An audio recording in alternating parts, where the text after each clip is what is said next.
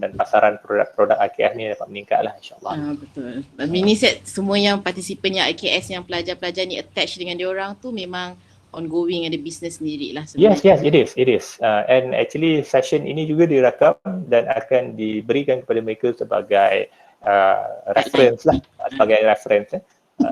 But we also inform them that we're going to have this session live. Tapi kita tahu sebab ada antara mereka ni, Puan Azra, yang kedudukan ataupun lokasi mereka tu agak terpencil, dan disebabkan itu mungkin jaringan internet tu agak tidak begitu baik lah. Dan disebabkan itu kami diminta untuk rekodkan dan kongsikan pada mereka secara video. ITM Cawangan mana Kami di Puncak Alam. Oh, tapi jauh pergi ambil population sampai ke Pahang Sebabkan Timbalan Menteri Keuangan tadi tu, beliau adalah ahli parlimen di Payusa, di Pahang. Okay. Jadi dia kata gunakan ahli IKS di kawasan dia sebagai pilot lah. Sebagai case study. Boleh tak saya dapatkan Facebook, sebab kalau ada live kita orang nak share terus sebenarnya. Boleh. Cik Nazri boleh typekan Facebook live kita di sini, Cik Nazri? Lala kita boleh terus share kan, ongoing kan. Alhamdulillah, terima kasih banyak-banyak kerana bantu mempromosikan program ni.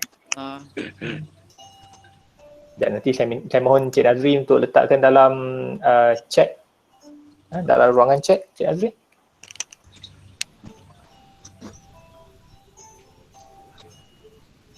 Sebab tu dah saya tertanya juga kenapa sampai ke Pahang, rupanya dapat jawapan dia. Ingatkan memang lokasi kat sana ke apa. Itulah, yalah, we have the idea but we don't have accessibility dan juga in terms of the fund as well kan, sebab knowing as university kan, we are working with whatever thing that we have kan, to spending wisely dan sebagainya. So the student is actually arts and design student ke student? Yes, good question. Itu yang I macam confused sikit. Okay, diorang ni actually is future teachers. Mereka bakal pendidik. Yes, education. We are from Faculty of Education. Tapi bidang kepakaran mereka adalah pendidikan seni dan seni reka. So meaning that when they were sent to school later, dia akan mengajar mata pelajaran pendidikan seni visual. And another good thing about them ialah mereka ni datang daripada diploma FSSR, daripada diploma seni lukis dan seni reka tu. So akan ada pelajar daripada graphic department, akan ada pelajar daripada textile, daripada fashion, daripada ceramik. But when they come to us, we train them on how to execute the skill itu in the form of pedagogy punya side. Baru saya nampak lah, sebab saya tengok Glassroom, it doesn't seem like they are a business student. Ini memang program untuk exposure to them lah sebenarnya basically. Correct. Sebab satu lagi Puan Azra, kalau saya boleh kongsikan, looking at the current situation sekarang ni, so faculty kami cuba untuk divertkan kita punya, bukanlah divert but try to spread up kan kita punya objektif ini, daripada menjadi job seeker, mereka kita mohon jadikan job creator. Betul. They try to venture into a business, into a new thing dan sebagainya kan, supaya yalah scope pasaran mereka ni lebih luas. Betul. Okay, kita ada YouTube yang saya kongsikan dekat sini, YouTube channel. Cik Nazri ada hantar. Channel Ya. Okay. Saya copy, saya paste dekat ruangan chat ya, Puan ya. Alright, boleh.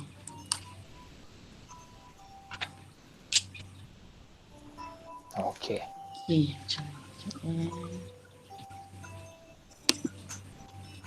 Oops.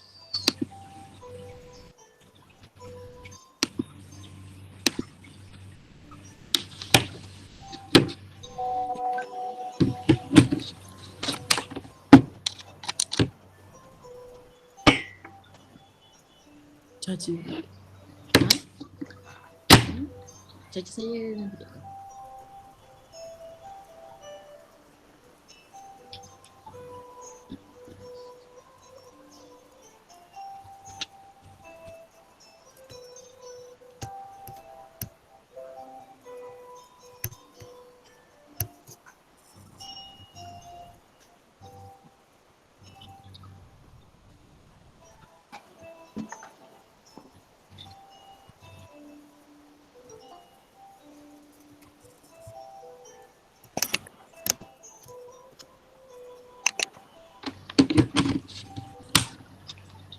Kita nak panggil dia apa? Khairizan ke apa? Boleh, tak perlu. Khairizan pun okey. But ada sedikit perubahan. I might not be the moderator. The moderator will be our student. Kerana kita pun kalau boleh nak highlightkan our student lah. Exposure semua. Ya betul. Boleh Syekh Khairizan. Terima kasih Cik Faizal.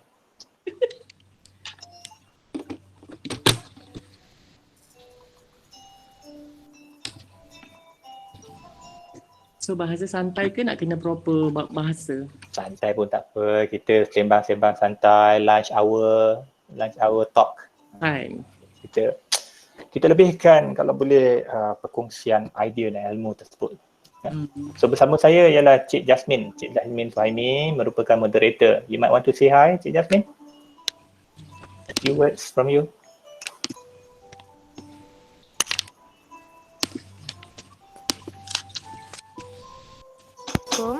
Boleh dengar? Assalamualaikum warahmatullahi. Ya, boleh. Hai, selamat datang kepada program kami. Hai. Terima kasih kerana sudi join lunch hour talk kami hari ini. Okay, sama-sama. Terima kasih juga invite. Okay. Jelas tak suara saya, kami? Jelas, dengar. Jelas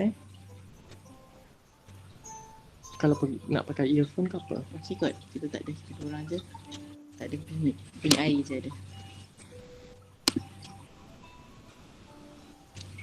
Cik Faizal berada di kedai di premis Ya, sebab saya sekarang ni work from home. Okey. So far, hari ni tarikh kebetulan berada di rumah. So jam 1 lebih, 12 lebih sampai pukul 2.30 tu dalam our rest hour. Betul. Itu juga tujuan dia. Maaflah ganggu waktu makan ni sebab kita tahu semua usahawan-usahawan kita pun sibuk ni. So bila kita ambil lunch hour ni, kita harap masa tu tidak mengganggu lah. Dia kerja sendiri, masa sendiri. Dia jam. Yalah. Cik Faizal ada komitmen lain tu. Saya je lah macam kelangkang rambut sikit kan. Terima Nak kasih lah. lagi, nak tengok dia punya marketing lagi, cara dia. Tapi we always do together lah. Alhamdulillah. Sebab masing-masing ada kekuatan masing-masing kan. Betul. Agree. Jasmine, we might want to start because we don't want to spend more time waiting others to join us. Kita lebih interested untuk nak dengar perkongsian daripada speakers. So we might want to start in 1 minute time. Yeah, thank you. Okay, Doktor.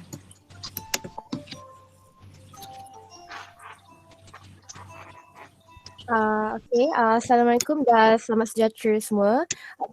Yang dihormati Dekan Fakulti Pendidikan Prof. Madya TS Dr. Sharifah Rozaina Syed Aris yang berusaha Fasilitator Program ADE 690 Projek in New Media Dr. Khairizan, barisan pensyarah-pensyarah yang terlibat serta pelajar-pelajar yang dikasihi sekalian. Ini adalah salah satu program sulam yang dilaksanakan oleh pelajar tahun akhir sarjana pendidikan seni reka dan seni. Tanpa melengahkan masa, kita mulakan sesi pertama kita pada webinar Lunch Hour Talk kita bersama Encik Muhammad Faizal Jaafar, founder Istana Putih, untuk berkongsikan pengalaman beliau dalam penubuhan serta perkembangan perniagaan beliau. Silakan Encik. Hai, Assalamualaikum warahmatullahi wabarakatuh. Sebelum tu saya memperkenalkan diri saya. Saya Muhammad Faizal bin Jaafar, merupakan mempunyai Master of Art and Design di UiTM Shah Alam. So in Visual Communication and Media juga.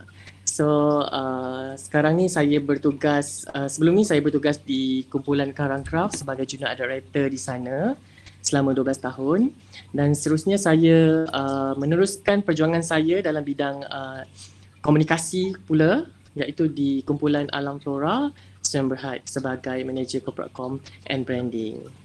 So di sebelah saya Adira. So basically saya ialah wife kepada Cik Faizal ni. Saya juga berkelulusan Master in the Forensic Accounting and Financial Criminology daripada UiTM juga. Saya bekerja sebagai auditor sebelum ni selama 12 tahun di syarikat konglomerat seperti di DRB Highcom, Sampurna Kencana, di Malakoff. Tapi 3 tahun lepas saya decide untuk berhenti sepenuhnya fokus kepada Istana Putih. Dari situlah segalanya bermula. Ya, betul. Kalau nak ikutkan yang bermulanya perniagaan ni panjang ceritanya. So Betul. saya boleh kongsikan penceritaan saya dengan saya bermulanya dengan sebagai juru makeup ataupun designer. So saya membuat juru makeup di merata-rata lah di seluruh Malaysia. Dan juga saya banyak pengalaman di situ daripada abang saya di G Cantik Bridal House Masjid Tanah Melaka.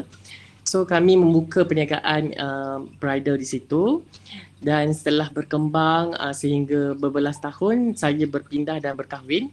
Dan di situlah bermulanya saya membuka satu lagi cawangan baru yang dinamakan sebagai Istana Putih. Ya betul, dan sebenarnya untuk makluman semua, Istana Putih ni sebenarnya satu benda yang agak miracle kerana ketika itu kita tak ada plan pun nak buka wedding bridal ni. Kita hanya jalan tepi jalan ni dan kita cuma berangan yang nanti kat sana kita buka kedai butik. Coincident kan? Dan Yes. Alhamdulillah Allah tu mungkin orang kata is a law of attraction, sebab sekarang ni bila di usia kita yang dah tua ni, is more to apa kita nak tu sebenarnya kita kena usahakan dan kita doa, dan insya-Allah benda tu akan sampai kepada kita. So bila kita dah jalan cakap, oh I want to have this shop dekat over sini, dekat sebelah 7E ni, dan after that dalam masa setahun lepas tu kita ada rezeki beli rumah below market price dan kita ada lebih cash kat situ. Dari situlah kita cuba untuk buka sendiri butik pengantin kita sendiri. So daripada situ kita bina pada permulaannya sebelum pada tahun 2016 kita hanya membuka butik baju saja. So di mana kami berkembang dari satu semasa semula kita buat mass market saja, baju-baju yang macam Pengantin je. baju-baju pengantin saja. Selepas tu bila kita masuk pameran, kita join the pameran itself di pameran pengantin di Kajang tak silap saya. Pameran kecil-kecil je Pameran masa tu, pertama. tak berani nak pergi ke pameran besar lagi. Sebab kalau di Melaka memang kita conquer lah. So di Melaka sebab tak ada masalah. Sebab di Kuala Lumpur ni banyak dia punya persaingan tu sangat kuat. Dan besar, dan nama-nama besar kat sini memang sangat besar. Jadi kita rasa kita Takut perlu bermula daripada bawah untuk mengetahui all the market, all the kata dia punya culture dekat Kuala Lumpur berbanding dengan di Melaka lah. Sebab Melaka tu dalam kategori luar bandar lah. So bila kita join the pameran and then kita tengok ada demand pula untuk membuat something yang contohnya pelamin. So kita tak buat, kita cakap macam tu. So adalah seorang hamba Allah ni, dia datang ke booth kami dan mengatakan, you all dah boleh pergi dah bila tengok baju dengan cara kita buat tu. Padahal kita buat very simple decor, hanya just a white curtain saja, and then just pamerkan baju, and then dia boleh Sedih lah sebenarnya. sedih Harga lah bila pameran tengok dia pun orang lain. RM1,000 je sebenarnya. Orang lain pameran RM20,000, kita masuk pameran RM1,000 je masa je. tu. Tapi kadang-kadang kadang-kadang ilham tu datang daripada orang yang datang dekat dengan kita. Confidence tu datang daripada orang luar yang sebenarnya yang bagi tahu dekat kita, bercerita dengan kita, tiba-tiba kita buka kita punya otak ni. Why don't we try sebenarnya lah. Ya, macam kita orang, untuk berjaya selalunya macam kita orang jenis yang bersifat terbuka, menerima saja idea dan kita akan pilih the idea tu yang mana kita boleh bawa dan menambah baik kita punya dalam bidang perniagaan lah. So daripada situ kita berkembang pergi ke next pameran pengantin, and then kita pergi ke pameran pengantin Shah Alam sangat besar. Kat situ memang nama-nama besar yang kita sendiri pun takut nak dengar sebab memang dia orang dah memang Lama top. Jadi dah lama. Jadi dia punya cara pun kita tengok very professional, and then kita masuk dengan cara kita lah. So kita bawa, kita memperkenalkan what is the unique selling product yang kita kena tunjukkan. So daripada saya bercukup bertuah dan bersyukur sebab saya ada ilmu dalam bidang design, dalam bidang arts communication. Jadi kat situ saya gunakan apa yang saya belajar, semuanya saya terapkan di dalam saya punya bidang pelajaran. Sebab setengah macam orang mungkin dia tak gunakan apa yang dia orang belajar, tak apply. Jadi macam kami kalau yang saya rasa benda tu berguna, memang saya akan apply betul-betul. And then my wife pun dia ada bidang forensic account, so dia akan tengok all the accounts. Selalunya budak grafik ni kan susah sikit ni on account kan, kalau kira-kira. Jadi kat sini kita combine, both of us combine, and then kita dapatkan satu hasil yang menarik lah. And then terjadinya Istana Putih. Alright. So daripada situ kita mula berkembang dari masa ke semasa dengan dengan menggunakan bajet yang sedikit, and then kita akan mengembangkan macam Kak Dira pandailah, dia tengok what is the costing, apa bajet dan sebagainya lah, so dia control dekat situ. So seterusnya kita tambah servis pelamin kepada wedding planner. So mungkin Adira boleh cakap sikit pasal wedding planner. Okay, so everything start actually pada saya lebih suka banyak gunakan pendekatan tentang environment, tentang natural, tentang keadaan sekeliling kita punya, keadaan aura keliling kita. So basically pada tahun 2016 kita buka cuma dengan butik. 2017 tiba-tiba ada satu hamba Allah datang dekat kita, dia kata you guys can start buat pelamin. Masa tu kita takut nak buat pelamin, tak reti.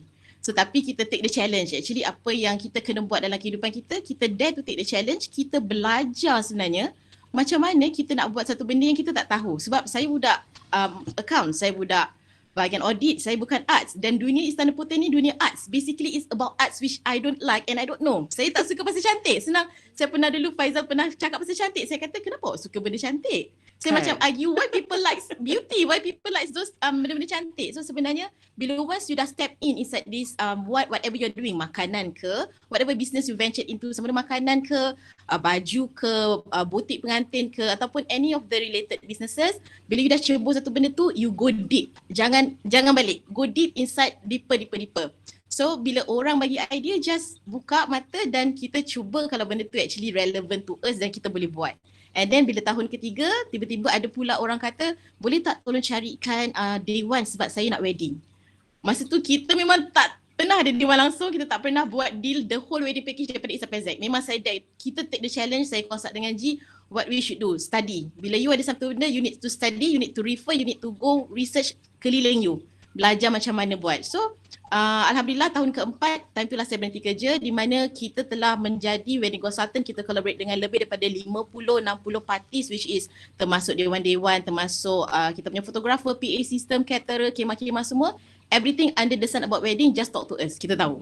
Tapi sebenarnya to go through to the process that you tahu what you want to do is actually that is the process yang you kena teliti tentang apa you nak buat untuk menjadi seseorang yang berjaya. Mungkin orang cakap macam kita buat ni semua macam berjaya je. Bukan sebenarnya. Tak, sebenarnya kami pernah juga mengalami kegagalan tu. Jadi kami ambil kegagalan apa yang kita pernah gagal tu sebagai satu batu loncatan untuk kita memperbaiki diri. Ya betul. Dan kegagalan pertama kita ialah, saya rasa kegagalan besar pertama kita ialah ketika tahun 2020 tahun lepas. Saya rasa that is the point where actually I guess not only us, I guess you guys yang kat luar sana termasuk para peniaga yang ada kat dalam ni, if I'm not mistaken, ada beberapa wakil-wakil industri yang memang yang bekerja yang bersama-sama dengan student daripada ITM yang ada dalam kita punya talk ni. So actually saya tahu 2020 merupakan satu tahun yang sangat-sangat terkesan bagi semua. Termasuk juga Istana Putih. Betul. Cuma macam mana kita bangun, itulah jawapan yang kita akan share je lagi sebenarnya. So selain daripada tu, kita ada collaboration bersama dengan Koperasi Petronas, and then kita dapat job-job dekorasi daripada KLCC. Dekat situ kita banyak sangat belajar macam mana kita entertain dengan golongan yang profesional, golongan yang betul-betul menitik beratkan, very punctual, very detail. And then kita kena lebih senang cerita korporat lah. And then saya bekerja di dalam bidang korporat. Jadi saya tahu selok-belok macam mana nak handle all the corporate world punya permainan. Sebab Padang di antara commercial dengan corporate world sangat berbeza. Dan saya pun pernah buat jadi audit yang deal dengan banyak CEO ketika meeting semua dalam corporate world. So pengalaman yang kita ada tu, kita cuba apply ke dalam Istana Putih. So we are balanced between the wedding dan juga dalam klien yang santai, socialize ataupun klien yang corporate.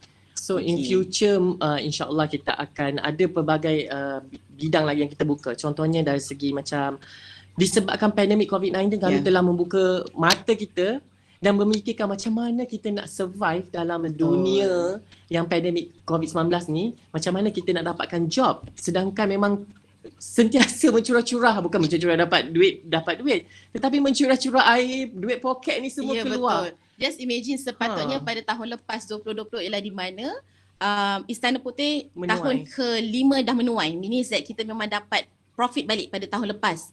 Tapi Allah tu rasanya pelayanan Allah tu lebih cantik. Dia tak nak mungkin lupakan kita ke apa. Jadi dia mendatangkan pandemik ni dan sangat jatuh. Dan ketika itu saya menangis. Saya cakap terus dengan Faizal, saya menangis. Saya kata saya menyesal berhenti kerja. Supaya tu dah saya kata dulu saya dapat gaji lebih 5 figure saya boleh dapat. Dan sekarang saya tak ada apa-apa, saya ada pula lagi anak-anak Istana Putih which is kami punya pekerja-pekerja yang kita nak buat dengan diorang? Adakah kita perlu buang diorang? Sebab for me, when we take them as our staff, diorang sebenarnya satu tanggungjawab untuk kita. Itu yang saya rasa tanggungjawab saya sebenarnya yang mengajar bisnes ni berbanding dengan bekerja biasa, bekerja dengan orang ialah tentang tanggungjawab, tentang rezeki yang sebenarnya everyday pagi-pagi kita berserah dekat Allah. memang kita kena nekat, ya Allah tolonglah bagi aku rezeki hari ni. Itu the beauty of business yang saya jumpa sebenarnya dalam, walaupun saya baru cebur dalam 3 tahun 4 tahun kebelakangan ni. Okay, so bila pandemik ni jadi memang down, dan sebenarnya bila you down ketika pandemik ni, yang you perlu buat ialah terus bercakap dengan orang ataupun share your problem, jangan sorang-sorang, and berdoa. Sebab kita tak tahu, kadang-kadang bila kita bercakap dengan orang sebelah kita, dia bagi kita idea yang kita sendiri tak tahu sebenarnya idea tu berkesan untuk kita, dan di mana masa pandemik kita dapat timbulkan rumah putih, rimba putih dan juga warung putih sebenarnya. What is rumah putih ataupun kata rimba putih? Sebenarnya kami mempunyai aset, di mana ibu bapa kami ada aset di Melaka. Jadi kami memikirkan macam mana, sebab dalam request orang kalau waktu pandemik ni kita mempunyai limitation untuk membuat majlis dan bilangan orang. Jadi kita memikirkan Allah di KL ni memang kita tak ada dewan. So yang ada adalah di Melaka. Jadi kita buka dengan modal yang lebih kurang dalam 20k untuk kita orang buat set up, and then kita buat refurbish sikit, and then kita hiasan cantik sikit, pasang lampu, and then buat curtain dan sebagainya, dan beli kapet hijau untuk decoration. Jadi kat situ memang permintaan berganda-ganda, alhamdulillah. Okay, so kat sini kita akan relate balik dengan tips yang kita akan share hari ni. So kita nak go for the tips balik ke, moderator? Kita nak go direct to the tips macam mana?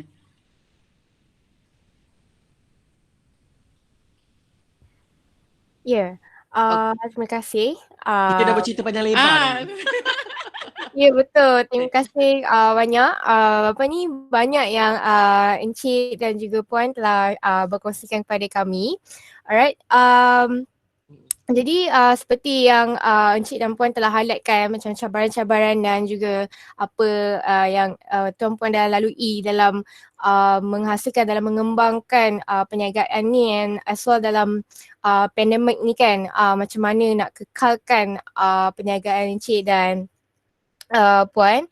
Jadi selain itu dalam bagaimana Encik dan Puan mengekalkan kelangsungan perniagaan dalam era pandemik ni, macam mana? Still menggunakan kaedah online ke ataupun macam mana? Apakah kaedah yang digunakan? So kita bermula dengan bila kita tahu COVID-19 ni diumumkan ataupun telah berada dalam situasi sekarang, kami sangat sedih. Memang semua orang akan merasa sedih. Tak adalah macam kita gembira sebab pandai sangat ke tak. Yang penting memang kita sedih. Tapi apa kita punya taktik adalah kita berjumpa dengan orang. Kita mendapatkan advisor daripada rakan-rakan dalam bidang bisnes. Kita tak boleh berfikir sendiri tentang perkara berkenaan. Okay, macam ada soalan daripada Cik Afandi Muhammad Yop, dia pun tanya siapa sebenarnya advisor dalam bisnes kami dan juga tentang capital. So saya rasakan advisor kami ialah sebenarnya orang keliling kami, ibu bapa kami, rakan-rakan kami, mungkin lecturer-lecturer saya yang lama, sebab ada beberapa orang yang saya contact yang kita rasakan mereka tu sebenarnya boleh datangkan something. Kadang-kadang melalui percakapan macam ni pun kita dapat idea yang kita tak sangka benda tu ialah something for us to move on. Okay, so actually that is the first thing. Bila you nak dalam satu business tu, the first thing is you need to plan apa yang kita nak buat. That is where you need to start off. Okay, daripada planning tu, contoh macam you dah ialah from tahu masalah. Contoh macam Rumah Putih dan Rimba Putih ialah lokasi di mana satu event space, di mana event space tu sangat kecil, private dan sesuai untuk pandemik ni orang nak buat wedding. Okay, jadi sekarang ni kita back to the pandemic punya soalan tadi Alright, so dulu Istana Putih buat wedding untuk 1,000 orang, 2,000 orang, 3,000 orang dengan dewan-dewan yang kita ada. Tapi sekarang request orang hanyalah 100 orang, 200 orang. Which is harga untuk dewan-dewan yang ada untuk 1,000 orang dulu tak boleh turun. Contoh dulu diorang sibukkan kita dewan 10,000. 10,000 tu tak kira dewan besar atau dewan kecil, ramai atau tak ramai, harga dia tetap 10,000. Jadi sekarang klien-klien tak willing to pay dengan harga 10,000 untuk 100 orang. Betul? Jadi apa kita buat ialah we need to think daripada masalah meaning that orang tak nak willing to spend banyak duit. Orang hanya ada sedikit je budget untuk nak wedding dengan crowd yang sedikit, dan diorang kata it's not worth it for them to do inside a large hall. So apa kita kena buat? That is a problem. So bila ada masalah tu, kita kena plan our business. So contoh sama macam makanan. Makanan is another opportunity di mana ketika pandemik ni orang ramai suka makan. Di mana saya faham masih lagi ada golongan-golongan yang tak begitu terkesan, contohnya government officer ataupun part of the swasta yang masih lagi PLCs, yang bergaji. GLCs, ya betul. So saya rasa those people are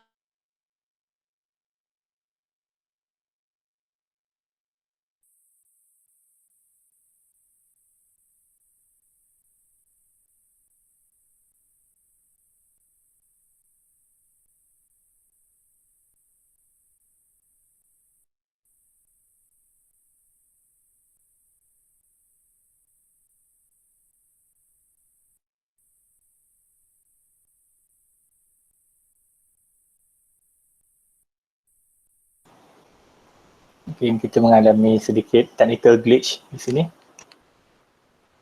Over to you, moderator. Okay, minta maaf kita mengalami sedikit masalah teknikal. Okay.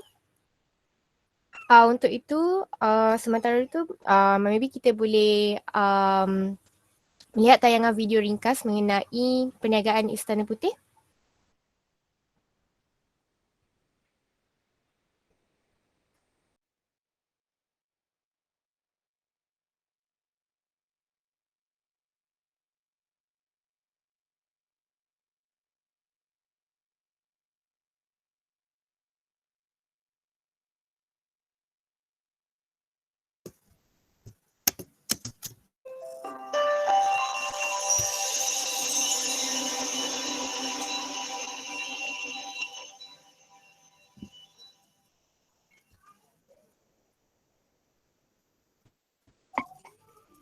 Hello.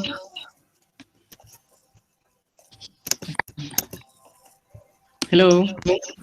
Hello, boleh dengar? Okay, sorry, kita blackout tadi. Okay, tak apa. Yang ni sekarang ni kita akan tayangkan video ringkas mengenai perniagaan Istana Putih. Sekejap, kita tak berdapat.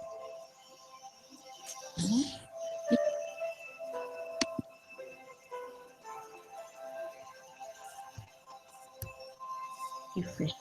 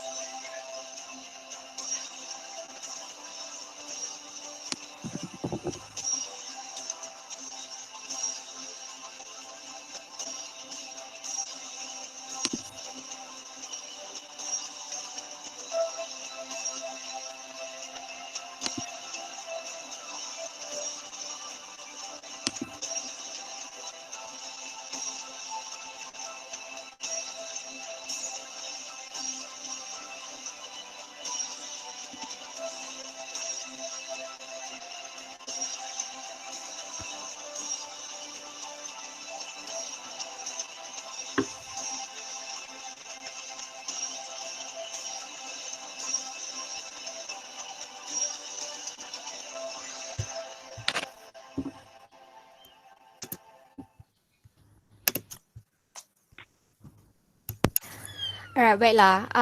Jadi sangat cantik and everything. Pengusaha apa ni, punya perniagaan tadi, bridal punya baju and everything. Okay, sebentar. Okay, untuk pengisian kita yang kedua ini, boleh tak Encik dan juga Puan berikan pandangan Encik dan Puan kepada usahawan yang sedang bergelut dengan situasi cabaran ekonomi digital sekarang ni, which is sekarang ni semua benda macam kita beli online, kita purchase online menggunakan Lazada, Shopee dan juga lain-lain. Jadi apakah cadangan dan pandangan kepada usahawan yang sedang bergelut dengan situasi cabaran ekonomi yang menggunakan digital sekarang ni? Sebenarnya sangat penting dan sangat bagus apa yang disarankan. Sebenarnya memang kita perlu menggunakan social media as a platform untuk kita mempromosi ataupun kita memperkembangkan kita punya perniagaan. Sebab dalam waktu tempoh kata sekarang ni kita tak boleh buat secara on ground. Jadi kita menggunakan full expertise apa yang ada secara social media kita seperti macam Facebook. Kalau ikutkan tengok kepada kekuatan kepada social media perniagaan masing-masing. Sekiranya dalam perniagaan anda kalau famous di bawah Instagram, so gunakan full, utilize all the Instagram punya platform. Macam kami di Istana Putih, kami menggunakan sepenuhnya platform social media dengan membuat macam-macam apa-apa orang kata buat benda yang sangat pelik lah. Mana kita orang tak pandai nyanyi pun kita orang nyanyi.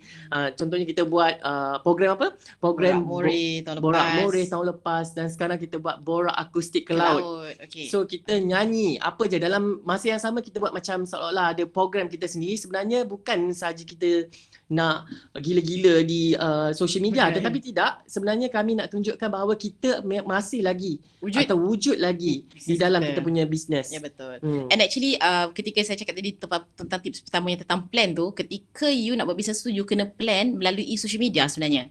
Sebab contoh kalau kata you nak jual makanan, you kena tengok siapa makanan yang berjaya dekat dalam Instagram, dekat dalam Facebook semua, belajar macam mana cara dia promotekan makanan dia tu. Dekat mana dia fokus, video macam mana dia buat cantik, poster macam mana makanan tu tertarik. So itu sebenarnya platform you gunakan social media. Sama ada satu untuk you research, yang kedua untuk you buat pemasaran.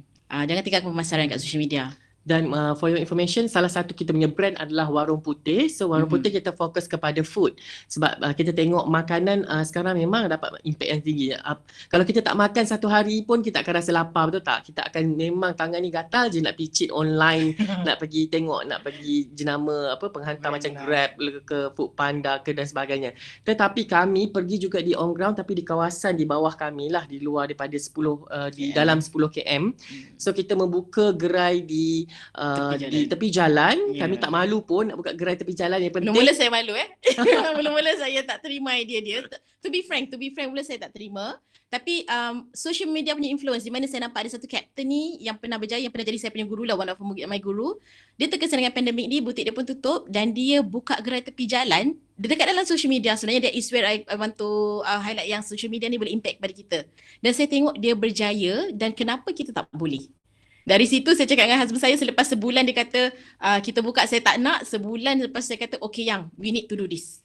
Dari kadang-kadang situ bila kita sebagai partner ni, bila kita nasihat dia tak nak dengar.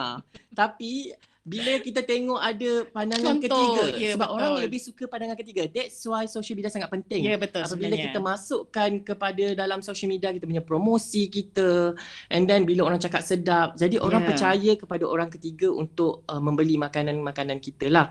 So orang sangat datang. Betul. Dan kita pernah buat try run dalam kita punya Warung Putih kan. Masa kita buka Warung Putih, food, our first tahun lepas bulan 10 kita buka satu lagi brand Warung Putih tentang makanan. Memang kita jual food dan kita join dengan satu kawasan di Ten Warung ni untuk dapat satu booth dan kita masak kat sana. Yes, melalui kepakaran dalam you punya art and design, melalui grafik, melalui video, melalui testimonial. Tapi kena penting masakan tu kena sedap lah. Daripada situ, betul, whatever you want to promote, you kena make sure you punya service tu tip top, you punya barang tu quality. Then you do the promotion gila-gila. I tak percaya bila orang kata kalau you pandai cakap, you boleh jual produk you. Tapi pada saya menolak benda tu. Saya yang paling penting adalah first, produk apa yang kita nak keluarkan tu memang kena bagus. Jangan tak bagus. Bila makanan tu sedap atau makanan tu bagus, kita nak buat untuk social media promo tu, itu adalah perkara kedua sebagai pendukung untuk kita nak mempromosi makanan tu. Jadi setengah orang kata makanan tak bagus, apa yang penting orang yang jual. Tak, pada saya memang menekankan kedua-dua benda tu. So tips untuk kawan-kawan, so kalau nak buat satu produk, make sure you punya produk tu adalah bagus supaya mudah untuk pemasaran, untuk membuat kerja-kerja promosi, supaya orang datang dan rasa, bila melekat je orang rasa macam nak lagi, itulah ambil peluang. Dan tips kedua, apabila kita mempromosi satu makanan ke ataupun produk, apabila kita melihat satu produk tu begitu bagus jangan tinggalkan produk tu. Kita kena all out sampai bermati-matian, sampai orang muak. Kita kena promote kita punya produk tu. Contohnya kalau macam produk kami dulu di Ten Warung di dekat mana di Ten Warung di Zebra Square Kuala Lumpur. So kat situ memang permintaan high demand kepada buttermilk chicken. Jadi memang kita orang akan all out buat video. So menggunakan phone saja, tak payah nak pergi ambil orang-orang videographer. Kecuali kalau betul-betul you nak pasaran tu kepada pasaran luar, you ada bajet lebih sikit, you boleh guna videographer. Tapi kalau kita gunakan handphone, apa guna kita ada handphone yang ada dekat kita, so gunakan mekanisme yang ada dan menggunakan social media yang ada untuk mempromosi. Okey, tapi zaman sekarang jangan cakap terus makanan kita sedap, silalah datang makan. Tak boleh. Kita tak boleh terlalu direct buat macam tu. So you kena mempromosi dengan cara kaedah, dengan makanan itu membahagiakan orang. Dengan makanan itu kita membantu orang supaya kuat. Jadi gunakan mekanisme yang berbeza. Contohnya kalau you sayangkan adik-adik kita yang berlapar di tepi jalan, apa kata kalau kita belikan makanan buttermilk chicken ni supaya dia dapat rasa makanan ni ini lebih mewah daripada apa yang dia rasa sebelum ni. Gunakan kaedah yang macam tu. Jangan belilah produk kami sangat bagus, produk kita USP, very hard sell. Jadi gunakan apa benefit yang orang dapat daripada makanan kita. Itu salah satu contoh lah. And then bila kita buka di Bandar Seri Permaisuri, di gelar tepi jalan je, kita buka Swedish meatball. Macam ala-ala jenama bangunan biru kuning tu. So bila orang dah mula start menerima dan kata sedap, kat situlah saya akan all out untuk push that produk untuk pergi sampai kat mana dia boleh pergi. Macam itulah. Dan katalah kalau sesuatu benda tu berjaya, tengok sekeliling demand sekarang di mana orang suka Shopee, orang tak ada masa nak masak. Gunakan platform tu, peluang you invent you punya produk tu sampai macam mana you boleh jual you punya paste tu sahaja. That is our future. So Mini Z orang dah boleh beli, instead of orang datang ke gerai kami makan Swedish meatball tu, diorang boleh beli paste secara online je dan diorang boleh masak sendiri kat rumah sebenarnya. So at the same time kami melangkah setapak demi setapak, kami membuka Food Panda order. Dah kami dah buka pun, baru je kami dapat buka Food Panda ni. So orang ramai boleh order food kita lah secara online. Itu antara step-step dia. Tetapi bukan bermakna habis di sini saja. Saya memikirkan dia punya perkembangan bisnes kepada food tu adalah berbeza. So saya akan InsyaAllah pada suatu hari nanti kita akan ada kedai sendiri, ada franchise sendiri untuk kita buka, dan mungkin kita boleh jual makanan sejuk beku ataupun makanan yang instan yang kita boleh buat party tu saja di Shopee dan sebagainya. Itu adalah salah satu kita punya planning lah. So maksudnya kalau kita nak berniaga, nombor pertama kita memang ada plan apa kita nak buat, dan plan tu bukan hanya short term. We need to have a very long term plan. Yang kedua, kita kena ada tim-tim yang bagus. Cari tim you yang betul-betul bersama-sama dengan you. Kalau ada masa kita boleh cerita tentang tim punya teamwork pula. Yang ketiga, kita kena yakin dengan produk. Macam tadi Abang Faizal kata, Cik Faizal kata yang make sure produk you tu tip top, betul-betul all out, baru you boleh. Yang keempat, promosi. Jangan tinggalkan promosi. Yang kelima, pasal sales. Walaupun you dah ada produk yang bagus, you buat promosi, tapi sebenarnya costing you kat dalam you punya produk tu untungnya tak berbaloi, then you tanya yourself, you nak teruskan ataupun tidak. Other than that, kita kena produce produk baru ataupun invest supaya benda tu ada keuntungan sedikit. Ataupun tambah capital ataupun invest macam mana. Dan yang keenam ialah fokus. Memang kita kena fokus dalam apa kita buat. Contoh kalau kata memang macam kami Sana Putih, last year kalau perasan kita fokus kepada rumah putih sampai benda tu berjaya. Dan kita invent pula warung putih. Warung putih pun kita mula dengan buttermilk sampai orang terima. Sekarang ni Swedish meatball lah sekarang ni. Swedish meatball sampai insyaAllah ke Shopee kita akan masukkan nanti. Kita ada satu soalan kat sini. How do you solve the issue of location licensing sifat Iman? Daripada Effendi. Okay. Bila kita cerita pasal tepi jalan, walaupun kita berada di gerai ke macam mana ke, saya rasa regulation is the most important thing.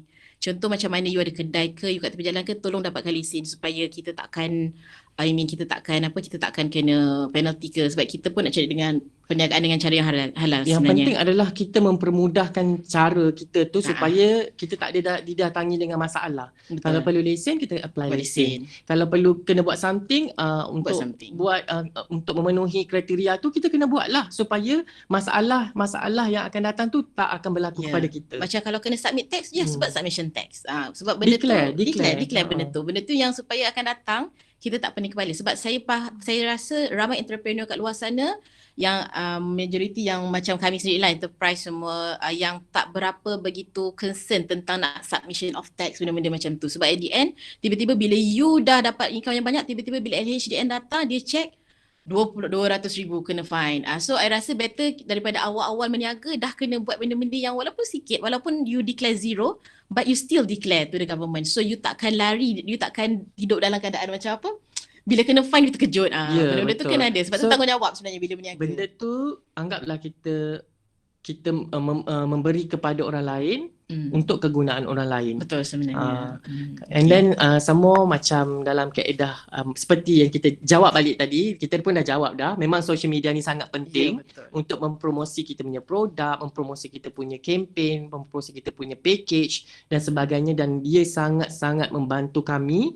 Dan kami ni tak pernah pun masuk dalam surat khabar dan magazine ada, itu pun diberi secara percuma, dan kami tidak pernah invest secara besar-besaran untuk orang kata untuk mempromosi kita punya produk, dan kita banyak fokus kepada social media sebenarnya. Betul. Okay, ada soalan daripada doktor, how important creative and novelty idea novelty idea in a business? Yes, it is very important.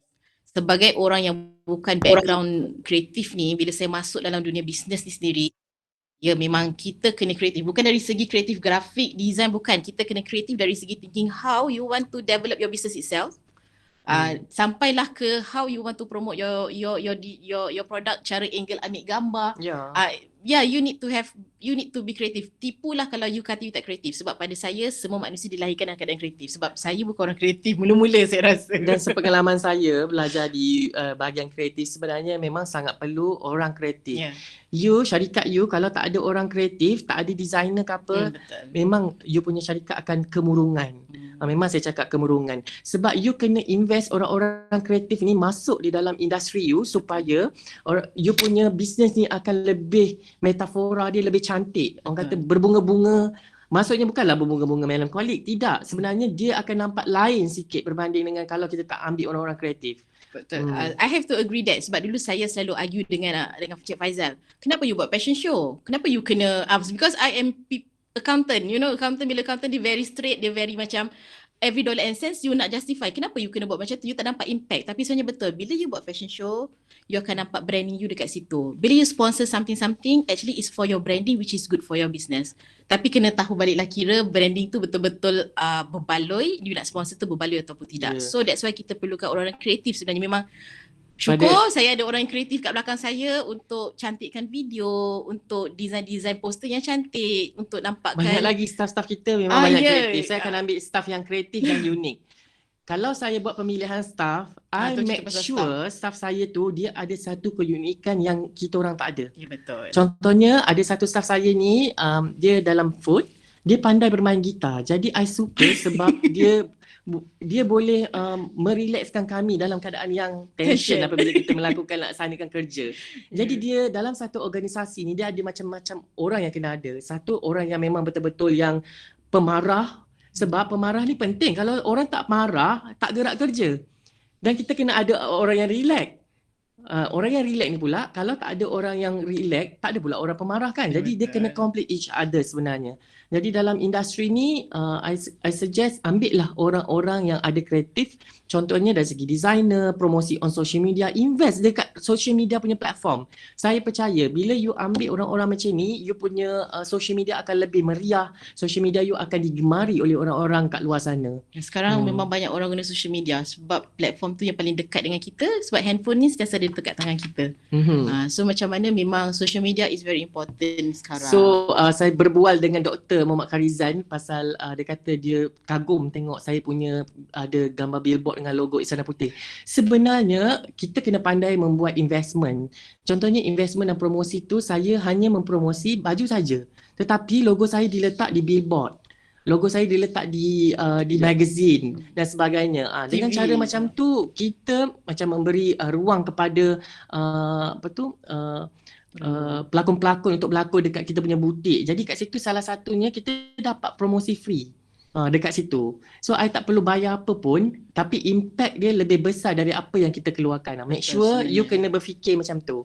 I keluar sedikit tapi I dapat ROI yang impact banyak, dia besar. return of investment kita lebih banyak. Macam itulah. Okey, baiklah. Terima Ada kasih. soalan. Ya betul tu, ada soalan daripada Effendi Muhammad Yub, which is ditanya penting ataupun tidak kepelbagaian produk dalam perniagaan tersebut, dalam sesuatu perniagaan. Sebenarnya dia depends. Saya rasa dia Sebenarnya depends. orang mengatakan kenapa you buat banyak sangat sampai you tak cater perniagaan you.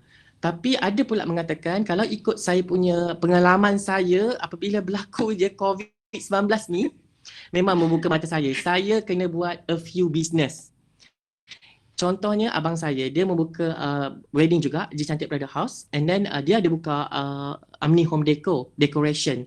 Jadi dekat situ, waktu pandemik ni dia tidak terkesan sangat disebabkan walaupun wedding tidak berjalan langsung, decoration berjalan. Jadi dia tidak ada masalah dari segi itu. Sebenarnya kalau you seorang usahawan ataupun jenama usahawan, you kena buat bisnes yang banyak sedikit lah.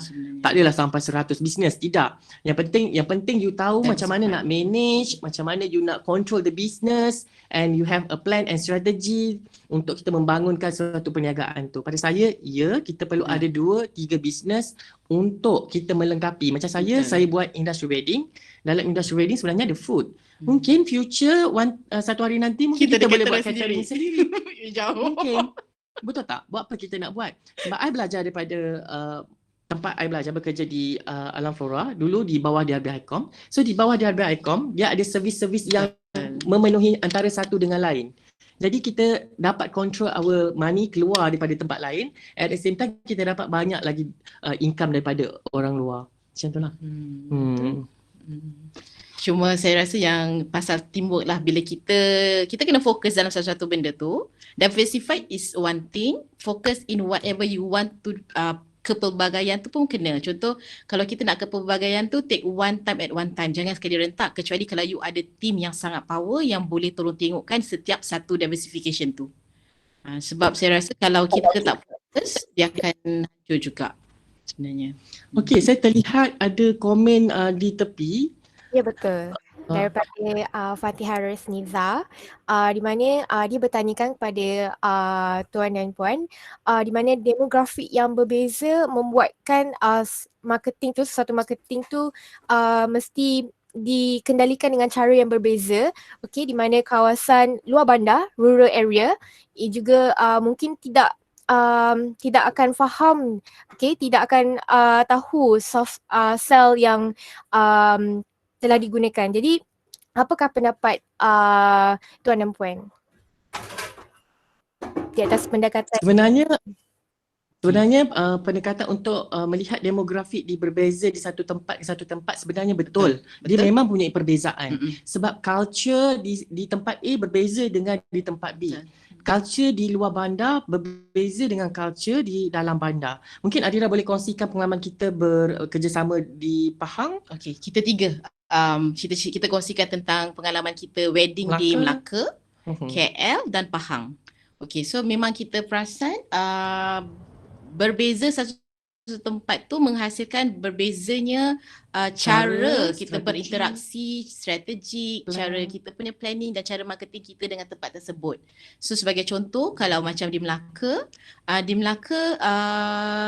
saya sebenarnya takut nak masuk Melaka mula-mula. Memang to be frank, macam kita boleh ke Melaka ni, tapi sebenarnya Melaka pun is a good place where actually diorang willing to pay kalau you keluarkan satu produk yang bagus, dan diorang pun sebenarnya menggunakan cara yang lebih human. Diorang lebih suka, diorang bila percaya satu produk tu, dia akan percaya selama 7 keturunan. That's why G dulu bermula daripada Melaka, 7 keturunan ambil make up dengan dia. Betul. So memang lain, demografi lain keadaannya. Tapi kita tengok di KL, people likes to actually bertukar-tukar. Diorang suka cuba, diorang suka benda yang baru, dan diorang tak suka bersama, diorang punya produk tu sama dengan orang lain. Itu di KL. Di Kuantan pula, cara kita interaksi dengan orang Kuantan pun dia punya cara dia berbeza dengan keadaan di Melaka dan juga di KL, kerana mereka lebih suka kepada cara lebih lembut, cara lebih bersopan. So itu cara diorang marketing yang saya tengok di sana adalah mereka lebih menunggu customer datang kepada mereka. Jadi Tetapi kalau di KL kami telah kita diajar untuk grab the opportunity. ya betul. Maksudnya kita kalau you tak grab orang tu akan pergi tempat lain. Dia berbeza. Kalau di Melaka pula, kalau you ada satu kalau misal kata you portray business you, contohnya as a medium class, orang akan medium class akan datang dengan you. Kalau you buat portray dia punya business tu upper class, so orang upper class yang akan datang dekat kita punya business. So dia punya pendekatan pun berbeza-beza, cara pendekatan dia. Dan sebenarnya saya rasakan bila you dah tahu you punya pendekatan dekat kawasan you nak target tu, you try to uplift sikit. Contoh macam misal kata kita tahu orang Kuantan dia suka macam orang datang kat kita, duduk kat butik je, tak keluar jumpa klien. Apa kata kita yang keluar supaya orang, oh lain lah dengan orang lain. Gunakan opportunity tu untuk you be different from others sebenarnya. Tapi jangan terlalu drastik lah, kita kena tahu jugalah keadaan macam mana. Ya, betul. Contohnya lah kalau Okay, terima kasih banyak di atas perkongsian tadi. Jadi kita ada lagi satu soalan daripada Afendi Muhammad Yub. Okay, dia bertanyakan sama ada bekerja makan gaji ataupun bekerja sendiri, manakah yang lebih baik? Which one is better? Sama ada makan gaji itu lebih mudah ataupun bekerja sendiri itu lebih mudah sebab kita boleh manage waktu sendiri dan sebagainya. Apa pendapat Encik dan Puan? Kita tanya berdua-dua lah sebab saya seorang yang makan gaji, Puan Adira adalah bekas makan gaji. So dia mungkin boleh dapat memberi differentiate lah. Macam saya sebenarnya ada perbezaan di antara makan gaji dengan bekerja sendiri. Makan gaji memang kita full utilize our creativity untuk syarikat saja. Dan kita tak boleh nak keluar kan. Tapi kalau kita bekerja di bawah perniagaan kita sendiri, saya rasa dia punya chance over 200% daripada kita makan gaji. Betul. Game dia sangat berbeza. Ya, saya pernah cerita, saya bagi tahu tadi yang saya seorang auditor. So challenge saya ialah ketika saya jumpa isu macam mana saya nak fight saya punya highlight kan isu-isu saya raise kepada CEO, kepada VP. So it's a challenge pada saya masa tu buat audit dah sangat challenge lah sebab you dapat jumpa benda yang salah dan you nak kena fight benda tu. Kenapa you rasa benda tu salah, you kena bagi idea. Tapi bila buat bisnes sebenarnya lebih challenging. Cuma the beauty of business is bila once you step inside the business, never give up. Teruskan. Sebab bila dalam bisnes tu, di sanalah you nampak actually the beauty of rezeki yang Allah bagi dekat you. Dan sebenarnya dari situ dah you serahkan 100% rezeki, idea, otak, tenaga, tubuh badan you kepada Allah supaya dia yang bantu you untuk gerakkan setiap hari sebab idea tu pun datang daripada dia. Dan orang kita jumpa even dengan klien pun saya selalu cakap dekat diri saya selalu cakap dengan tim saya, kita doa supaya kita jumpa klien-klien yang memudahkan kerja kita supaya kita pun buat kerja dengan mudah. Itu antara doa-doa yang memang kita akan gunakan. Sebenarnya kalau makan gaji ni, I tak sure macam mana. Tapi I rasa perasaan kami apabila kami bekerja sendiri, kami banyak dekat kepada sebenarnya Allah lah. Benda yang paling cantik lah. Segala-galanya, apa planning ke, apa strategi ke, apa keadaan akan berlaku pada hari ini, semuanya kita minta pertolongan kepadanya semata-mata. Macam kalau kita bekerja dekat office, kita bekerja bukan sebabnya kita nak bekerja, kadang-kadang tak. Kadang-kadang kita bekerja sebab bos kita nak perform well. So kita buat benda tu ni kita nak dapatkan perform good performance dekat kita punya bos. Macam tu. Yang ini dia punya perasaan kita bekerja kerana Allah, tapi dekatnya tu lebih lagi daripada kalau kita bekerja sendiri. Kebergantungan tu memang semata-mata kepada dia lah. Kalau tanya dekat saya, buat audit lagi senang ke berniaga lagi senang? Buat audit sangat-sangat lagi senang sebenarnya. Ya. Buat perniagaan sebenarnya apabila kamu dah melangkah satu langkah, kamu tak boleh patah balik. Sebab kalau kamu patah balik, you akan fail. Itu yang Faizal ajar kat saya lah. Once you dah step, you kena move forward. Lari. And then janganlah sampai bila kita dah berniaga terlalu kaya, kita janganlah terlalu macam nak cari duit saja. Tak. Kita kena ada pro and cons lah. Maksudnya kita kena bersedekah sikit untuk release kita punya pendapatan dan sebagainya lah. Tapi saya sebenarnya tak juga rasa bias tu orang makan gaji juga. Sebab saya rasa saya pun enjoy masa saya makan gaji. Dan kalau saya tak bekerja dengan orang dulu, tak adalah pengalaman kami untuk establish Istana Putih sampai ke hari ini. Sebenarnya kalau katalah kita tak adalah saya berhenti. Saya masih lagi makan gaji. Ya betul. Sebab ada pro and cons Ada pro and cons je. Sebenarnya kalau kita seorang yang betul-betul staff, teruskan, yes, boleh berhenti. Kalau you rasa macam don't dare to take the risk untuk berniaga sebab berniaga tu sangat banyak risiko, then you just have a normal life, makan gaji, dan memang ada masalah juga dengan stress environment lah, dengan stress nak meet up deadline lah, dengan macam-macam juga. Tapi as long as you happy in your life, itu je sebenarnya pada saya. Yang penting kita kena tahu apa yang kita buat tu memang kerana dia, and then kita enjoy apa benda yang kita buat. You bekerja untuk makan gaji sekalipun, you kena enjoy you punya kerja. Tak bias kat situ. Ya, betul tu. Terima kasih. Sangat bermanfaat. Ya, kita tahu sebab apa ni, rezeki masing-masing, and benda tu semua bergantung pada situation kan. Yes, Ada betul. satu soalan daripada Dr. Muhammad Faiz, which is pengusaha kreatif adalah seorang yang menggunakan pengetahuan dan juga kemahiran kreatif dia sama ada dalam bentuk intelektual ataupun dalam intelektual untuk dalam perniagaan ini, dalam bisnes. Jadi sejauh manakah pentingnya pemikiran kreatif keusahawanan di kalangan usahawan pada masa depan nanti? Sangat perlu.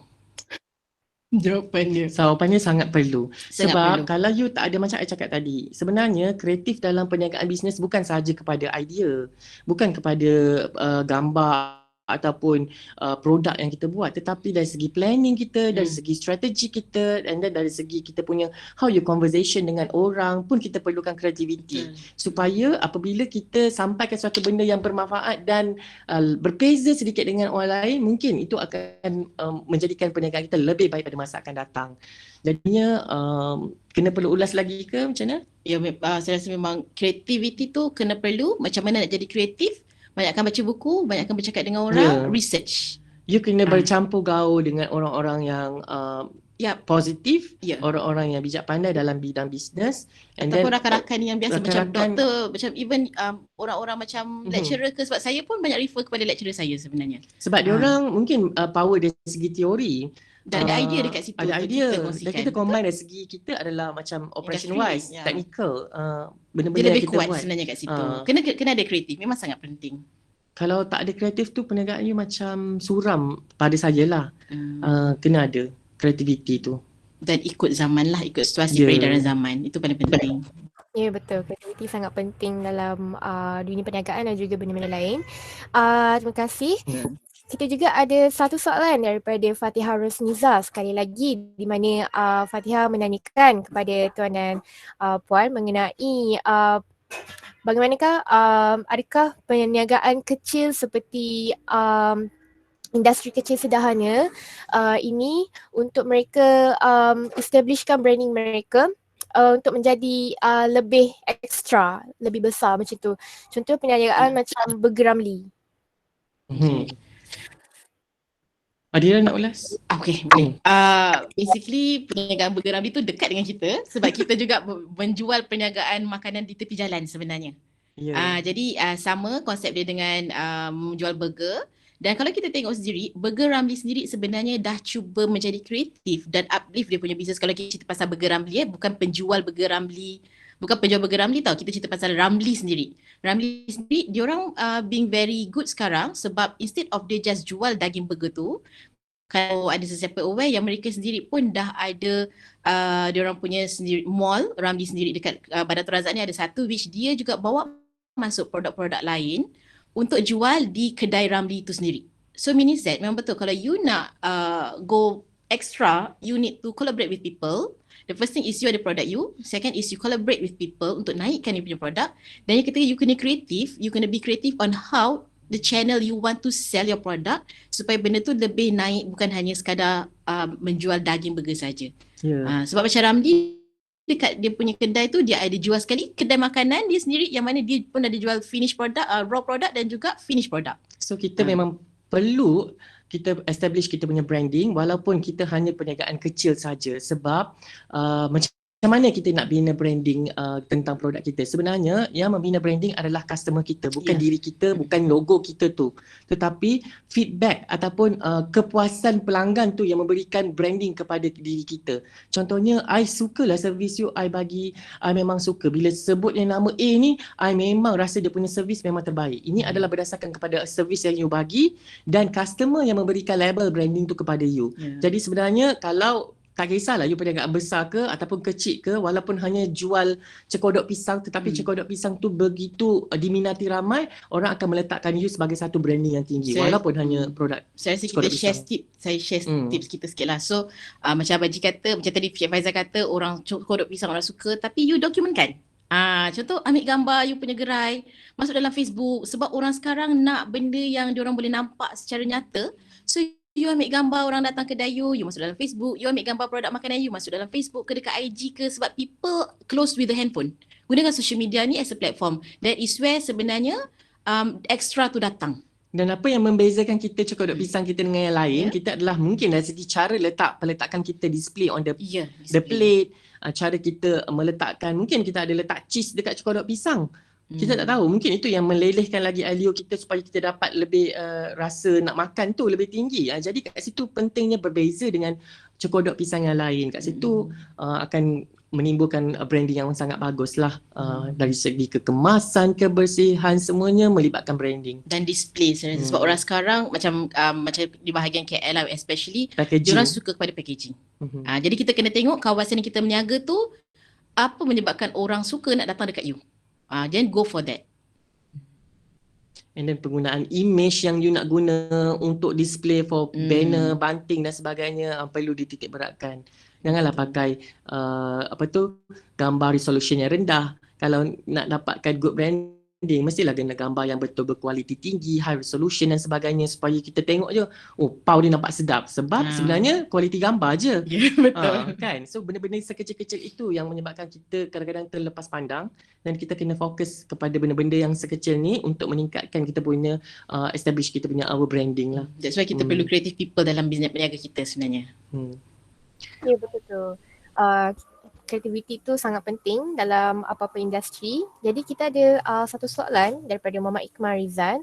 Okay, kalau saya faham soalan beliau lebih bertanyakan di mana cara untuk kita approach dengan klien itu adalah berbeza sebab mengikut umur kan. Jadi beliau menanyakan di mana orang-orang yang berusia mengatakan design itu tidak penting. Jadi macam pada dia, macam dia dah nampak benda ni macam okey je. Jadi kalau pada orang-orang muda, dia merasakan design itu penting. Jadi dia memerlukan sesuatu yang pleasure pada mata mereka. Jadi apa pendapat Tuan Puan? Adakah design itu penting untuk menarik minat klien, untuk klien datang untuk klien approach kita punya bisnes ataupun tidak? Sebenarnya macam kita cakap tadi, kita kena, apabila kita membuat sesuatu produk, kita kena tahu what is kita punya target market. Daripada situ, kita dah tahu dah macam mana kita nak portraykan kita punya cara nak educate people, cara kita nak present benda tu, cara kita nak buat packaging dan sebagainya. Dan daripada situ I rasa mungkin lebih fokus Encik Iqmal Rizan ni kena fokus kepada base balik, back to nature, back to base balik, di mana kita kena tengok what is the plan and strategi tu lebih penting. Dan bila kita tahu strategi tu sedondon dengan apa yang kita target, insya-Allah dia akan lebih menjadi. Contohnya kalau you nak jual ice cream kepada you punya target market adalah nenek tua. Jadi you jual ice cream yang nenek tua yang memang dah tak ada gigi, and then ada sakit gigi. So you salah untuk buat target market dengan siapa produk yang you nak sasarkan tu. Tak kena. Jadi macam saya cakap tadi, kalau you fokuskan kepada strategi yang betul, fokuskan kepada target market yang betul, dia tidak akan jadi masalah. Cuma bergantung juga kepada rezeki. Kadang-kadang kita dah buat packaging cantik, kita dah buat semua all out on the social media platform, tapi still lagi tak dapat. So kat situ kena kaji baliklah kenapa. Macam you kena buat research sikit lah. Contohnya macam kenapa orang tak suka buttermilk ais? Kenapa dia manis sangat ke? So dalam 10 orang kita tanya, kalau misal kata 9 kata manis, so kita kena kurangkanlah manis. So maksudnya kita kena tahu kedudukan kita. Kena ukur baju di badan sendiri. Maksudnya kalau kita rasa produk kita tu orang kata tak berapa okey, so maksudnya kita kena terima. Macam itulah. Dari segi bridal pula sebab kalau bridal tu saya faham, mungkin dari angle butik pula, macam mana kita nak combinekan antara orang suka A dengan orang suka B. Mungkin mak dengan anak datang. Tiba-tiba mak kata baju, kalau kita Betul. cerita pasal baju lah, mak ni kata baju ni cantik, anak ni kata tak, baju ni yang cantik. Macam mana kita nak mergekan? Ataupun pelamin. Mungkin mak dia nak konsep yang macam ada bunga-bunga banyak, anak dia nak very minimalist. Kat situ sebenarnya tips dia kita kena tahu apa sebenarnya. Kita kena tahu siapa yang menjadi orang yang penentu kuasa. Ya, itu Kat situ yang kita grab. Ya. So, Mindset siapa yang membayar dia sebenarnya. Kalau kita orang kat suka situ. tengok siapa yang bayar. Anak dia ke ataupun mak dia. Ataupun Selalunya- siapa yang influence benda tu. Ni dah pecah lubang ni rasa-rasa kan. Tapi tak apa, Tapi kita tak apa, kongsikan. kita share tips tu.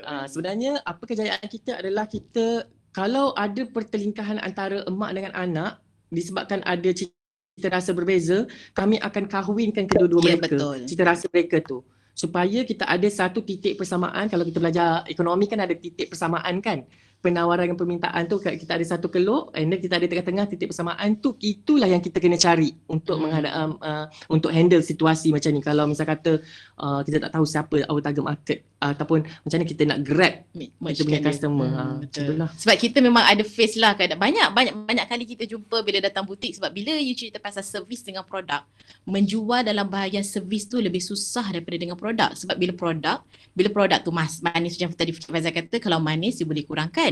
Kalau servis tu is a bit challenge dengan orang. Kalau dia bawa mak nenek dia semua dia punya tujuh keturunan datang ke butik, macam mana you nak handle dia? Itu you kena tahu soft skill you on how to actually merge everything together. Normally kalau terlalu ramai, kita orang akan decide one dia decision maker, tetapi kita ada askar-askar yang lain. Contohnya kita ada 2 designer yang akan cover untuk yang teenagers punya people, yang teenagers punya customer, and then yang kita orang akan handle yang adults, yang core. Yang sangat core. So kita pergi serampang 2 mata kat situ kan. Ni dah tahu dah strategi dia kan. So maksudnya kita bukan handle satu orang, tetapi kita handle all the people yang datang dekat situ, tetapi yang memberi banyak komen, yang memberi banyak impact kepada persetujuan, suatu persetujuan tu. Macam itulah.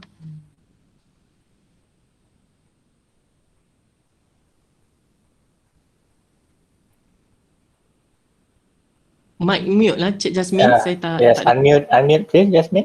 Thank you. Okay, kita ada lagi satu soalan daripada Abdul Rahman Munjaf, which is bila bertanya kan, bagaimana usahawan harus menguruskan masa mereka bila mereka menceburi bidang perniagaan tetapi mereka bukanlah usahawan yang sepenuh masa. Mereka ada kerja lain tapi mereka menceburi bidang ini sebagai dalam separuh masa saja. Jadi apakah mereka memerlukan pembantu like assistant untuk menguruskan jadual atau bagaimana? Apa pendapat sebenarnya dia lebih dekat dengan saya. Sebenarnya saya bekerja. Awal 2 tahun kita buka dulu. Sebenarnya saya bekerja, tapi dalam masa sama saya di perniagaan juga. Tetapi apa yang saya buat adalah saya kena mencipta role model ataupun ikon ataupun leader di dalam kita orang punya bisnes. Jadinya pada peringkat permulaan adalah yang pertama, kalau macam you nak buat bisnes, you kena create leader yang bakal mengganti you kalau you tak ada. So dari situ bila you dah create pada peringkat awal setahun 2 tahun tu, you kena all out untuk develop these people yang akan bekerja dengan you. So you tak payah susah-susah after this. Mungkin dari segi bukanlah tak payah susah sangat. Maksudnya you kena just pantau, monitor apa yang dia buat. So lama-lama kelamaan kamu hanya memerlukan sebuah phone untuk monitor apa yang diorang buat. Just get the report. Benda tu comes back to tips tadi yang berniaga. Yang kedua saya kata pastikan team yang bagus. So dekat situ sebenarnya, sebab macam kita pun masa kita awal berniaga 2 tahun pertama, saya dengan Cik Faizal bekerja. So memang kita ada, alhamdulillah kita ada 2 orang dengan kita kat sini yang memang diorang yang jaga butik. Tapi memang betul masa sangatlah occupied, penuh sangat. Memang kita perlukan usaha lebih, masa yang lebih untuk bagikan. Memang dua-dua kita kena kerja pun kena all out, meniaga pun kena all out. So memang kita ada sangat kurang masa untuk diri sendiri. Sebenarnya kekurangan masa tu dalam within sekejap je, setahun 2 tahun. 2 years, 3 years, bila dia dah matang sikit, kita dah boleh senang sikit lah. Tapi betul memang kita kena ada creative. Kalau you korang macam nak buat bisnes setahun 2 tahun tu, you jangan tinggal. You kena full fokus dekat you punya bisnes. Macam anak you baby kan, takkan anak you boleh suap sendiri nak makan. Jadi you kena fokus betul-betul dalam 2 tahun 3 tahun, and then you can develop dia boleh berjalan sendiri. Betul. Macam itulah. Sama macam warung putih kita kan. Warung putih pun saya develop seminggu dengan sebenarnya don't be surprised yang warung putih sebenarnya designer, fashion designer, ada 2 orang dekat situ. So memang kita orang pun akan datang turun dan masak juga. Ya, betul. Jadi jangan risau, tu yang salah satu sebabnya kenapa entrepreneur ni orang tak suka dia punya leader, because sebab dia orang sendiri tak turun padang. You kena turun. Biar orang cakap you dah pangkat besar-besar, kenapa you tak turun? You kena turun. Tengok staff you, kalau misal kata leader tak turun, kita rasa bengkak tak? Kita rasa macam marah, kenapa selama ni dia tak pernah pun turun tanya aku. Tapi kalau leader kita sendiri turun, bersemangat tak? Betul. Itu yang saya dapat belajar kan, based on our experience. Bos aku tak tengok aku pun, aku berpanas kot dekat sini. And then dia marah-marah je. Nak dapatkan Result. contohnya, nak dapatkan result yang bagus je. Padahal kau tak pernah turun pun. Tapi kalau bos sendiri turun, macam contohnya lah kan, saya bekerja di Alam Flora. Kalau lah CEO saya, Muhammad Zain Betul, Hassan Zain tu kan, turun Muhammad masuk Zain dalam Hassan. longkang, takkan I nak tengok. I kena turun lah, ambil gambar, ambil video documentation kan. So I kena turun sebab bos I turun. CEO I turun. Jadi kat situ kita sebenarnya leadership dekat Contoh dalam benda teladan ni. leadership tu sangat penting untuk kita membuatkan orang lain buat bukan kerana kita, tapi dia bos aku turun lah, takkanlah aku tak turun. Dia akan naturally akan buat sendirilah benda tu. Actually ada juga beberapa, kalau kita tengok balik macam ada Rasulullah berniaga, salah satu cara dia ialah dia sendiri memang makan sama-sama dengan staff dia. Dia pun sama-sama bergaul dengan staff dia. Dia tidak actually meletakkan level diri dia tinggi daripada pekerja-pekerja dia. Dan juga dia kongsi dengan apa yang terjadi sekeliling dengan staff dia. That is what happened in Istana Putih, di mana semua masalah yang kami hadapi, even diorang tahu kita sustain boleh tahan berapa lama, macam mana masalah kita kat pandemik ni. So dari situ Collection berapa, collection sale berapa, sales berapa, semua saya akan ceritakan. Tapi ada certain tu kita tak adalah. Sebab ada ada sebab bila staff tahu situasi perniagaan kita, staff tahu, so diorang akan lebih rasa dengan hati terbuka untuk actually sama-sama mengemudi Istana Putih ni sebenarnya. Ya, betul tu. Terima kasih banyak di atas segala perkongsian tadi yang sangat informatif dan juga sangat menarik daripada Encik Muhammad Faizal Jaafar serta Puan Nur Adira Abdul Razak. Namun waktu sangat mencemburui kita, di mana kita sudah sampai ke penghujung program. Jadi sebelum kita mengakhiri program Lunch Hour Talk kita pada tengah hari ini, saya akan serahkan kepada Dr. Karizan selaku fasilitator program untuk beberapa ucapan beliau. Silakan Dr. Karizan. Okay, terima kasih terlebih dahulu kepada Jasmine selaku moderator program. Terima kasih yang tak terhingga kepada Encik Muhammad Faizal dan juga Puan Nur Adira kerana sudi melapangkan masa. Tak jadi masalah, kerana sudi dapat meluangkan masa dalam kesibukan yang dihadapi, yang sedang berlaku, namun sudi berkongsi dengan kami sedikit sebanyak tips dan cadangan dan juga pandangan yang diberikan. Kita yakin tips dan cadangan yang diberikan ini akan membantu bukan sahaja usahawan-usahawan PKS yang terlibat, malah juga kepada pelajar-pelajar yang mana mereka ini merupakan generasi penentu kepada apa yang akan berlaku kepada ekonomi dunia insya-Allah satu masa nanti. Saya ingin merumuskan beberapa perkara yang Cik Faizal dan Puan Adira katakan tadi. Pertama, bercakap mengenai kreativiti, kerana kita tahu bahawa kreativiti ini merupakan satu perkara yang sangat penting dalam memastikan kita dapat kekal, relevan dalam apa sahaja bidang yang kita laksanakan, bukan sahaja dalam bidang perniagaan, malah juga dalam kehidupan kita seharian sebagai contoh. Kemudian Cik Faizal dan Puan Adira juga ada mengatakan tentang mengikuti situasi semasa. Kerana kita tahu dalam keadaan kita bergelut dengan pandemik COVID-19 ini, kita juga tidak terlepas dengan cabaran-cabaran lain, contohnya cabaran mengenai dunia digital, berkenaan dengan ekonomi yang sedang meruncing dan sebagainya. Seterusnya, Encik Faizal dan Puan Adira juga ada bercakap mengenai research, penyelidikan, yang saya rasa ini juga penting kerana dalam tempoh masa sekarang ini sebagai contoh, semua orang sedang memikirkan cara dan peluang terbaik untuk mereka terus kekal, relevan dalam dunia perniagaan. Dan salah satu tips ataupun cadangan yang diberikan oleh Istana Putih adalah dengan melaksanakan kajian, dengan melihat sendiri feedback dan juga respon daripada pelanggan-pelanggan ataupun mungkin pesaing-pesaing yang ada. Justru saya amat berharap sesi yang kita laksanakan ini telah memberi sedikit ruang dan peluang untuk kita terus maju dalam masa akan datang, insyaAllah.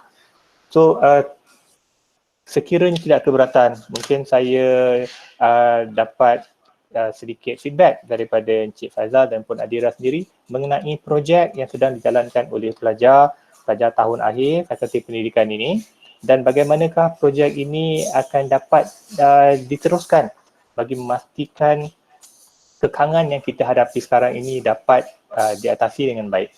Mungkin sedikit cadangan daripada Encik Faizal dan Puan Adira sendiri.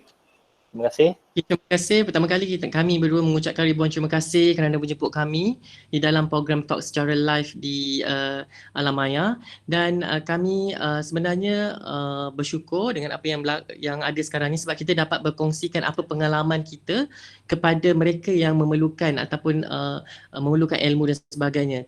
Jadi saya berharap jika ada anda-anda semua yang ingin mengetahui tentang selok-belok BINUS boleh menghubungi kami di Istana Putih, sama ada email ataupun di nombor telefon, mungkin kita boleh terakan di sini 019-215-1056 Puan Adira lah. So nanti insyaAllah kita akan sama-sama kongsikan. Dan Puan Adira? Saya rasa macam program yang telah dibuat oleh doktor dan juga fakulti, saya rasa sangat beneficial kepada orang luar, especially you punya population yang you target, beberapa usahawan di dalam ni. So saya rasa insyaAllah kalau ada apa-apa ataupun hand in hand yang you perlukan information ataupun apa-apa pertolongan yang diperlukan ataupun guideline ke apa, insyaAllah kita boleh bantu, dan saya rasa insyaAllah program ni akan berjaya.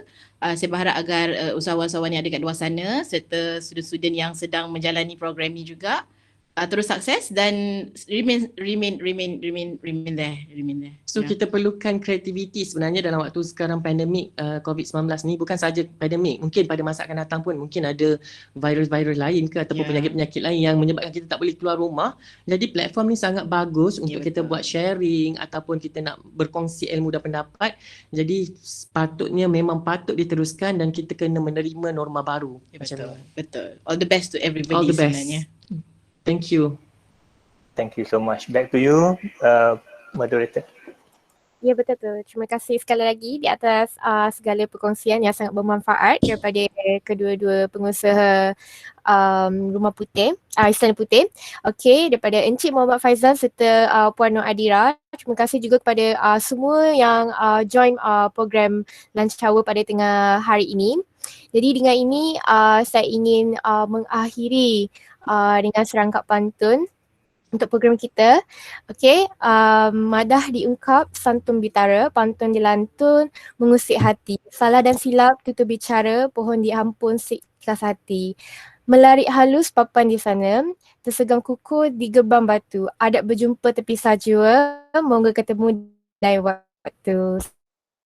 Sekian, Assalamualaikum warahmatullahi wabarakatuh. Waalaikumsalam. Jadi sebelum tu boleh tak kita apa dulu? Kita nak screenshot gambar. Ya, kita nak ambil gambar sebagai kenang-kenangan bersama dengan pengusaha Istana Putih. So sekiranya kesempatan, mohon bukakan kamera. Nampak ramai. Terima kasih Cik Semadiansyah kerana bersama dengan kita. Cik Fadli, terima kasih. Hai Abang Faizal. Hai. Kenal. Macam mana kenal Faizal? Macam mana kenal Adi? Master sekali I dekat. see. Okay. Master sekali. Encik jejak kasih lah. Encik Semadiansyah merupakan pensyarah di Fakulti Pendidikan. Sihat alhamdulillah Faizal. Okay. Kena berjumpa. Okay, kami ready? Okay. 1, 2, 3. Nombor 1, 2, 3. Okay. Okay, terima kasih Okay. kepada semua. Okay. Assalamualaikum. Waalaikumsalam. Terima kasih. Terima kasih. Faizal. Terima kasih Dato' Terima Kai. kasih. Terima kasih Cik Adi.